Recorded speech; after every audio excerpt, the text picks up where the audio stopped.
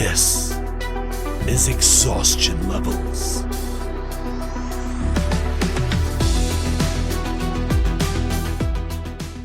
Howdy everyone, my name is Sean Sasser, and I am so excited to introduce you to Exhaustion Levels, our nerdy little bastion where we record and share what we were already doing, which is playing games while we should be resting. Now, you're probably thinking to yourself, this sounds like an actual play podcast, and congratulations, you are correct. Well, at least correct for now. We here at Exhaustion Levels will initially be bringing you mostly actual play stories via the podcast platform you are currently using, as well as another show or two sprinkled in. But soon enough, we will be streaming a number of different games, from TTRPGs to Magic the Gathering to who knows what. As these dreams become reality, we will keep everyone up to speed.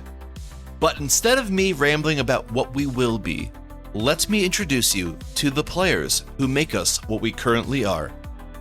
Going around the table, we have Michael. Hello. Tony. Hola. Mark. What's up, guys? And Amanda. Hi. These lovely players are here to help weave the stories we plan to tell you, and we will get back to them shortly. But first, it is my absolute pleasure to introduce you to our first world, the world of Dance Insurrection.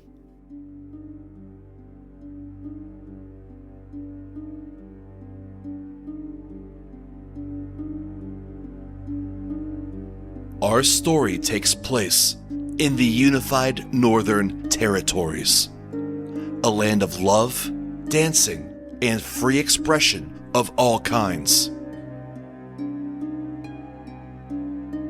250 years ago, the seven nations of Rhodotia unified under one banner to stave off attacks from their southernmost neighbor, the conservative country of Side.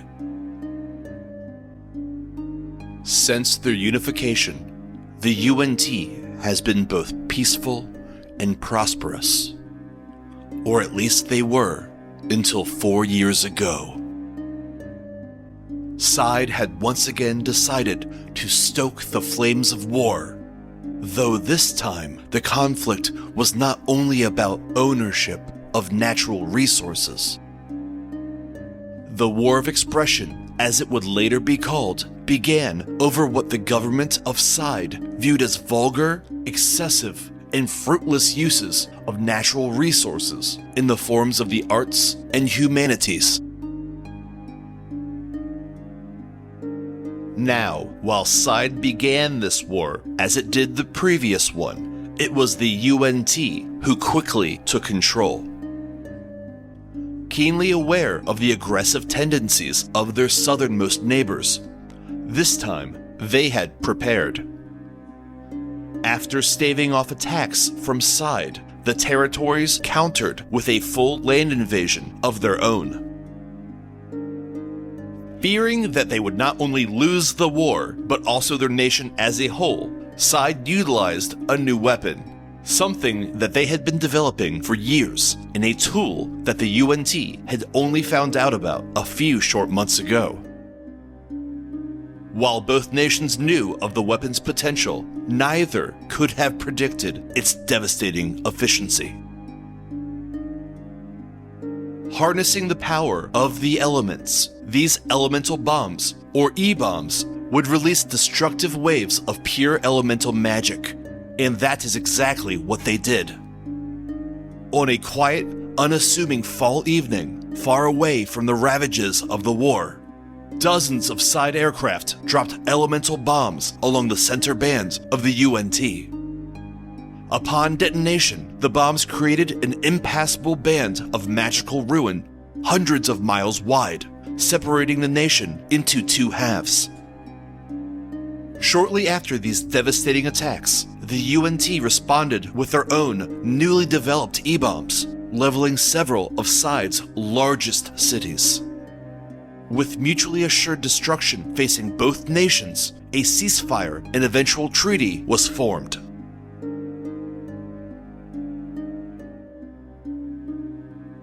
Now you might think that this is where the trouble for the unified Northern Territories ends.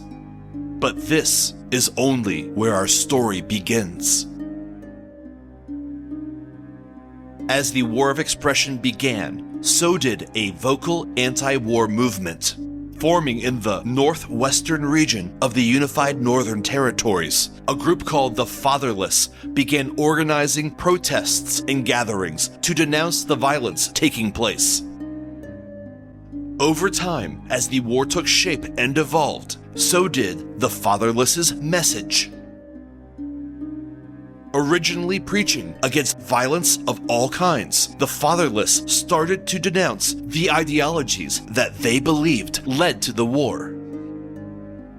Expression for the sake of expression was, in fact, indulgent.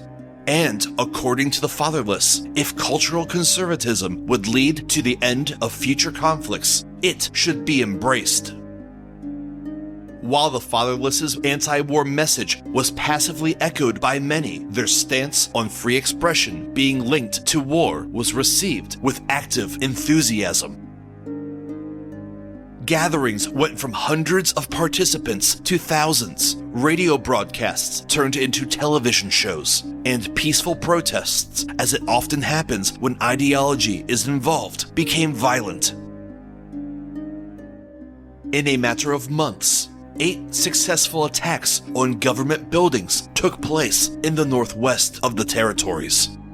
With the War of Expression reaching a fever pitch, the UNT could not afford to use its resources to quell the increasingly destructive attacks of the Fatherless. Relying solely on local law enforcement to get the situation in the Northwest under control, the central government ignored the Fatherless as a problem it would solve once the war was over. And then the bombs dropped. In the chaos after the elemental bombs detonated through the middle of the UNT, the actions of the Fatherless went from mostly ignored to completely forgotten. With the newly formed elemental wastes acting as a physical barrier between the Northwest and the remainder of the territories, efforts to establish consistent communication with local agencies were minimal. For 10 months, the Northwest was mostly left to itself, with ships carrying medical and building supplies the only true interaction that occurred. Only once the treaties were signed and the War of Expression was officially over did the central government of the UNT begin a concerted effort to address the unrest happening above the elemental wastes. Still unable to travel over or through the wastes, dozens of humanitarian aid ships were sent up the coasts to re-establish communication and begin the process of rebuilding. That communication, though, was never reformed. After connection with the humanitarian aid ships was suddenly lost, several others were sent to assess what happened. Once again, communication was severed with all the ships. That is, except for one. A week after being presumed lost, a single vessel floated back into the view of the UNT. Visibly damaged, the ship was stripped bare, except for a message looping on the deck's radio. This was that message. You abandoned your children. You gave us no guidance, no direction, no hope. In that time, we have evolved. We no longer need you. We have found our Father. We stand for the future. We stand for survival. Witness our monument. It has been 2 years since the rogue nation of Monument has seceded from the unified Northern Territories. All efforts to reunite have failed. All attempts at communication have failed. The wild magics of the elemental wastes continue to barricade Monument from the southern portion of the country. Every day, the strength of the territories is lessened. In order to maintain its sovereignty, its survival, its future, Monument must be reclaimed. Well, all right. How about that? Wow. So now that you've listened to a way too long version of our backstory and our history, why not get into what actually matters about this, which is our players? Hey guys, how's it going? What's up? Fantastic. Happy to be here. Fuck yeah, that's awesome. Cool. Well, without further ado, I think we should dive into our first character. Michael, who are you? Hello, my name is Chad, Quiet Hunter. I'm just your typical farm boy who got moved to the big city, who learned how to break dance real good as a form of communication before being drafted into this military affair, which upon exiting and leaving that military went back to the family farm, only to get pulled back again. Oh no. Cool. So, for the audience, we will be playing level 4 characters using the 2024 rules. What kind of a character is, or what kind of character is Chad Hunter? Chad is a soul knife rogue. So for me, that's going to be a new experience, and also seeing some of the new kind of cool abilities they gave onto the rogues. Not that rogue class really needed any more buffing, but the soul knife looks like it's going to be a lot of fun to play and give a lot of fun perks to the party as well. Yeah, no, the 2024 rogue is pretty darn busted, and by pretty darn busted, I mean totally fucking busted. I don't know what you're talking about. I don't require weapons. I form knives with my mind. Psychic damages, OP. Yeah, just a little bit. So what were you doing during the war? During the war, I was tasked with a little operation where I was in military intelligence. I was a part of a division there where I was in intelligence collection and asset interdiction. That's just fancy words to say I got my hands a little dirty. Now, how dirty are we talking?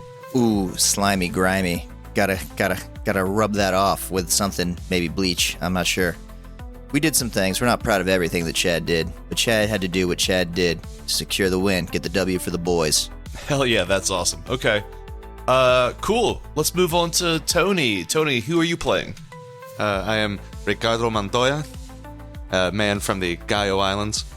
A nice tropical paradise, or at least it was, before the shadow government showed up and toppled what was, a pretty liberal government. Okay. Everyone was more or less just allowed to do whatever they pleased as long as they weren't hurting anyone, and, well, that all changed. Yeah, that tends to happen with, shadow governments, I assume. Yes.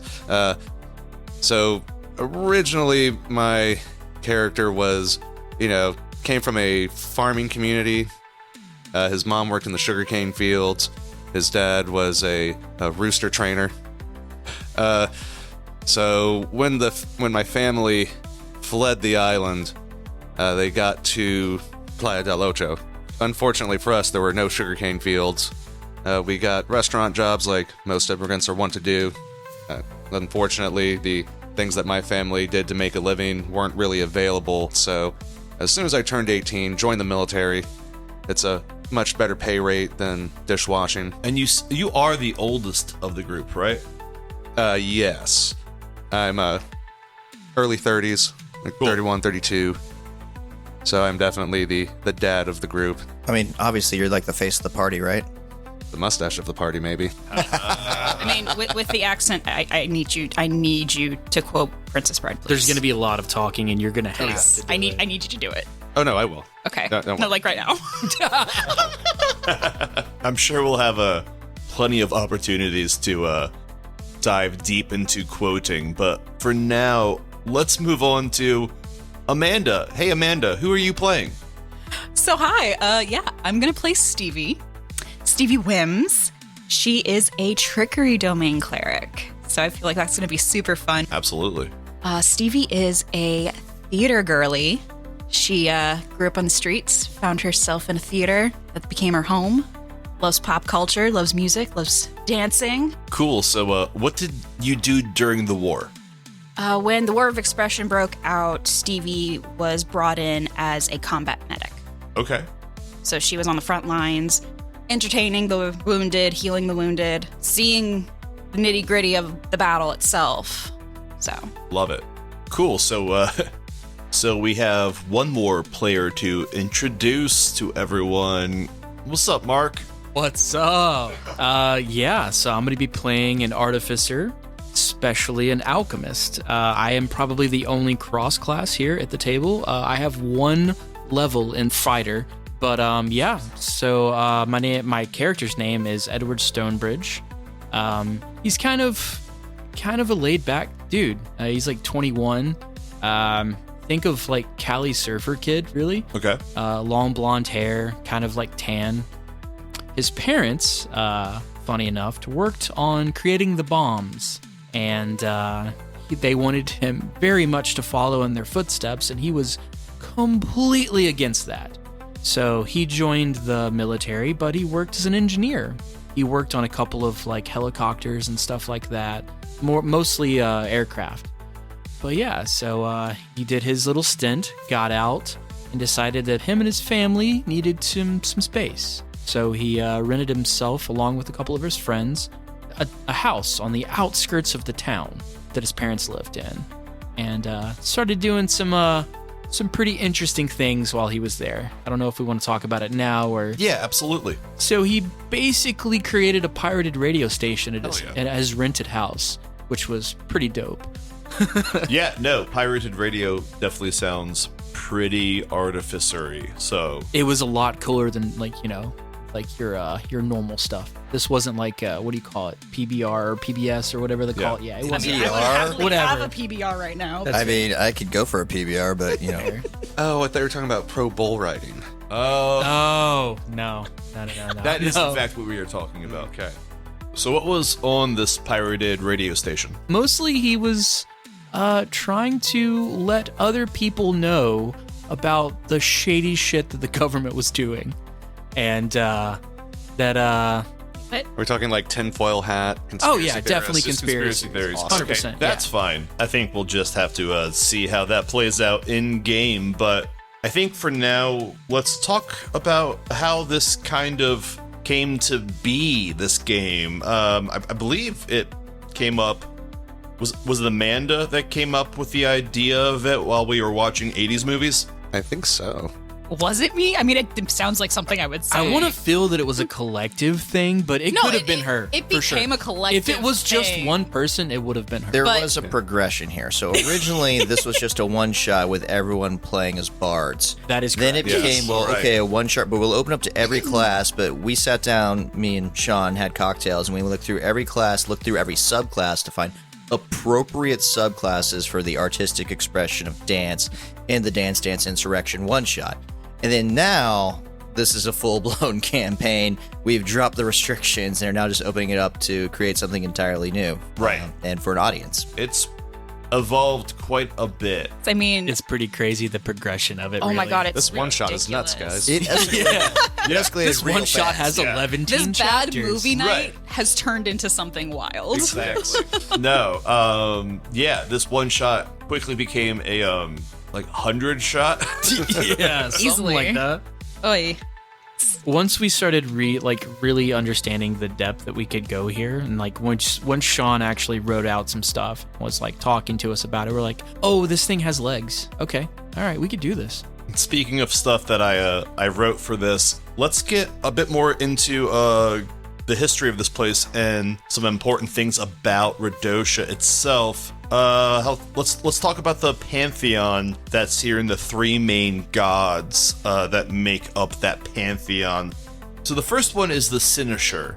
The Cynosure, sometimes referred to as the guide, they're the deity of inner and outer expression. Think of them almost like a northern light or a lodestar type of thing. Some historians point to the other meaning of their name, which is center of attention. So, internal expression is something you said. This is the deity of Sinshal. What do you think that means? So Cynosure is inner and outer expression because the inner expression is kind of like sense of self. Some people might view it as identity, as self-esteem almost. It's who you believe you are. Outer expression is what you show to the world. Inner expression is what you think you are, what you believe you are.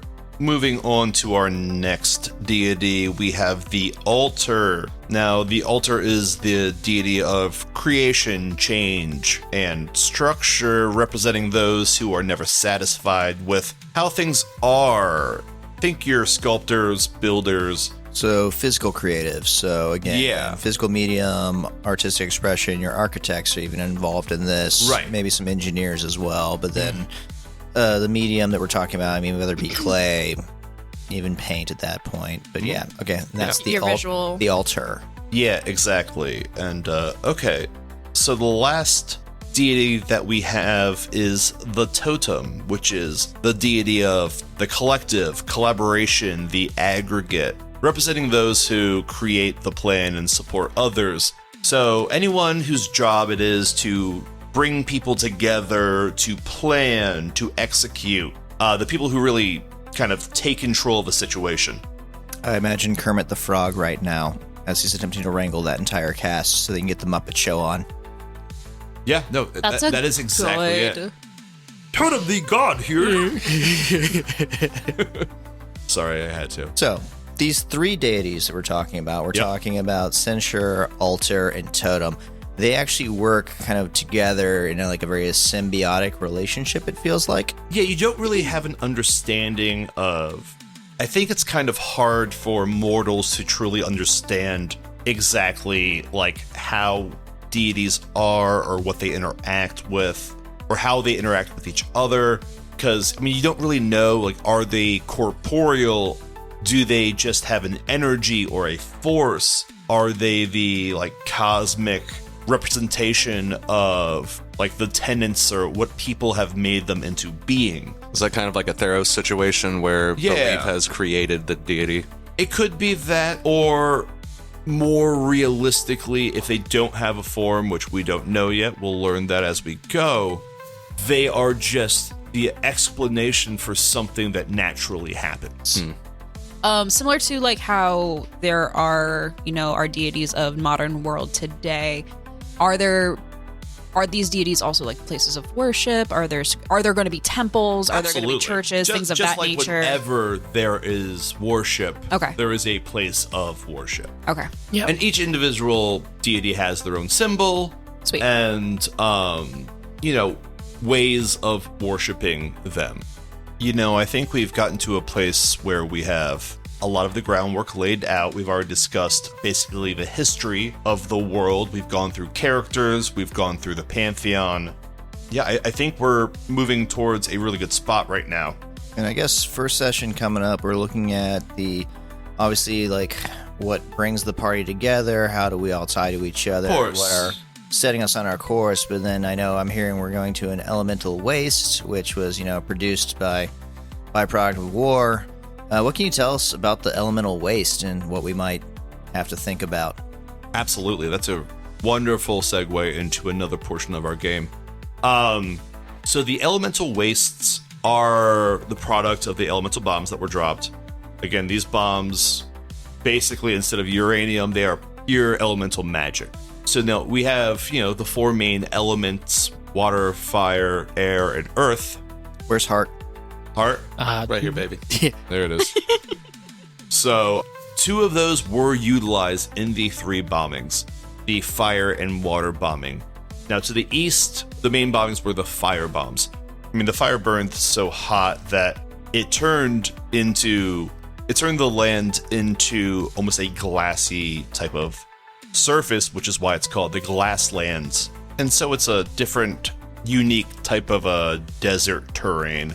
Now, in the center, there was the water elemental bombs that were dropped, and so it created kind of a magical, very turbulent island water kind of area. I mean, there's several different islands, including some floating ones potentially, that are, they have different portions of water magic inside of them. They might have opened up different things, but that is, it's called the basin, and that is the water portion of the elemental wastes.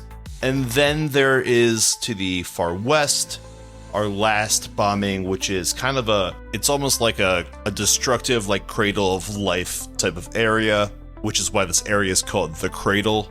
Now, those bombs were called primordial bombs, and they are kind of a mixture of kind of all the elements at once. And while it's still destructive, it kind of is more of it kind of clears the way for as a bomb of creation. Like the Genesis device from Star Trek. Yeah, very similar to that, in that. But not infringing on any of that IP or Exactly. trademark. We're using. Nothing like that, We but will similar. never infringe on Gene Roddenberry. No, we are using bomb and not device. Right. And so this is very jungle. Savage lands. Yeah. You know, we got fire, water, and freaky deaky. Exactly. Definitely the most unpredictable of the areas. Not that you'll have a good understanding of what will happen in any of them, No, of course not. but I think what you'll find there will be much more surprising than in the Glasslands and the Basin. I like the idea that we might run into some very funky hybrid animals or monsters. Yeah, of course, and you're going to be able to find those throughout really any of the areas of the elemental wastes, and potentially even places in Monument. Cool. Well, I think we've gone over quite a bit here today, and excited to really involve everyone moving forward. Well, thank you everyone for listening in. This was our first time ever recording anything, so thanks for dealing with us being a little sloppy with it. It doesn't get better, I promise you that. It might. We don't know. This is our first recording. So, yeah. What do I do with my hands? Yeah, right. So, thank you. This has been Exhaustion Levels, Dance Insurrection, and we will see you soon, friends. Goodbye. Thank you. Woo!